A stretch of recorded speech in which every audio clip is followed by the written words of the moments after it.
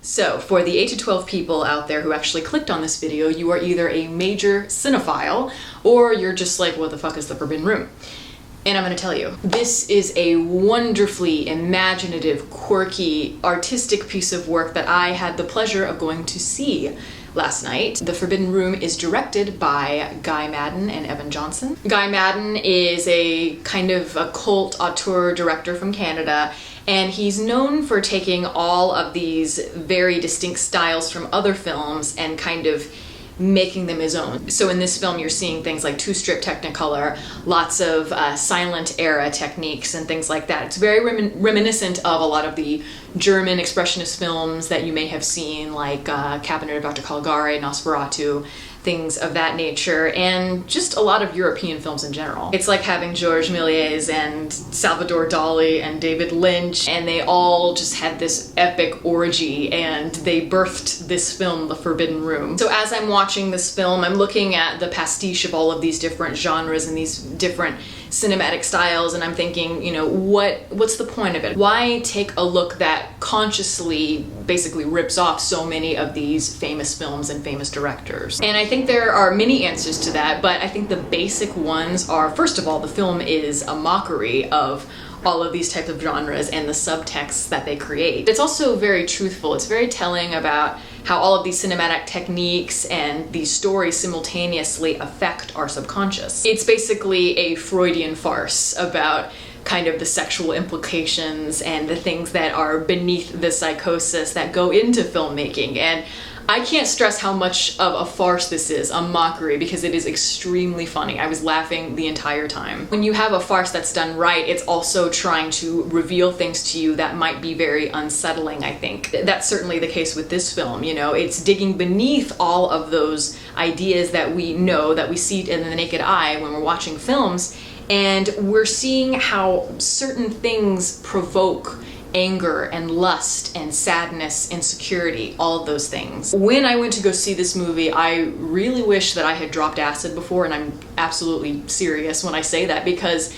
it is a film that is just pure madness, insanity from beginning to end. You can't think about it in terms of logistics. It's not a film that is structured like a typical movie, like a typical story, because if you try to sort out all the different things in this movie, you're going to confuse the hell out of yourself, at least in an initial viewing. I mean, I guess there is a narrative that frames the entire film, that gives it a certain sense of structure, which you need to have, I guess, in a film. But when you have the frame story, that kind of branches out into another anecdote, and then that anecdote branches into another one, and so on and so forth, to the point where it just becomes a labyrinth of all of these connecting narratives, but you're not sure quite how they tie in. So yeah, it's very confusing, but it's dream logic. As long as you look at this film almost as if it is a dream, it's just gonna make you feel a lot more at ease, I think. And dream logic is obviously very different from the reality that we know. I mean, in a dream, there's very rarely, at least in my case, there's not usually a beginning, middle, and end to my dreams in a very neat and tidy arc. Like when I say I had a dream last night, it's usually something along the lines of, oh, you know, I was in a library and there was this magician, and then I was at the store with my mom, and then I was naked at a carnival. And even though a lot of times when you have a dream, it's difficult to decipher initially, it's saying so much about who you are beneath the surface and what's really bothering you or what's really making you happy. And all of that is thinly veiled behind these metaphors, you know, people that you know in your dreams, or strangers, or images. That's where art comes from. That's where characters come from. That's where imagery comes from. And all of these metaphors and symbols have been used throughout time and in narrative styles that kind of reflect what we see in our dreams. Film is certainly that, and I think it takes it to probably the highest extent that any other art form, more than any other art form can. When you have a film like The Forbidden Room that's really trying to push through those narrative constructs and show you what's going on beneath the surface and what's going on in your mind in order to create these images, to me that's something that is very thought-provoking. Because most of the time there is no rhyme or reason to things. Most everything that happens in life is chaos, and I think the film really reflects that. But by the end of the film, don't worry, there's no spoilers in this review, but I felt like they were able to bring together all of these elements of parody and masked truths,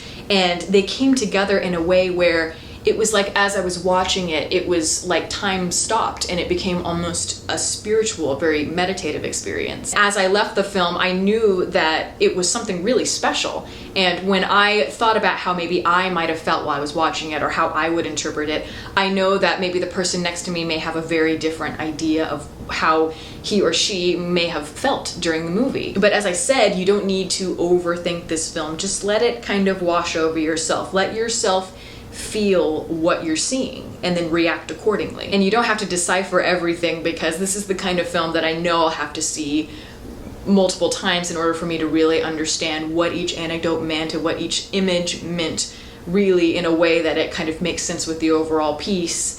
But I think that a lot of the imagery you're going to recognize, especially if you're a really hardcore cinephile who knows a lot about the history of film like I do. When you see some of these images that you're recognizing, or I should say styles, it might resonate with you in a deeper way, hopefully. I haven't seen a film like this before. It's very, very unique, and it's wickedly funny. It's twisted, it's macabre, and most importantly, I think it shows so much truth beneath all of that, and that's the point of it.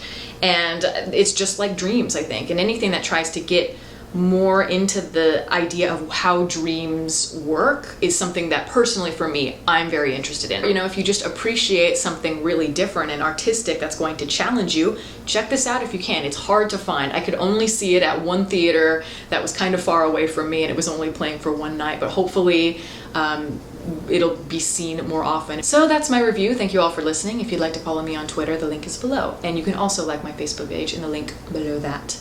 Catch you next time.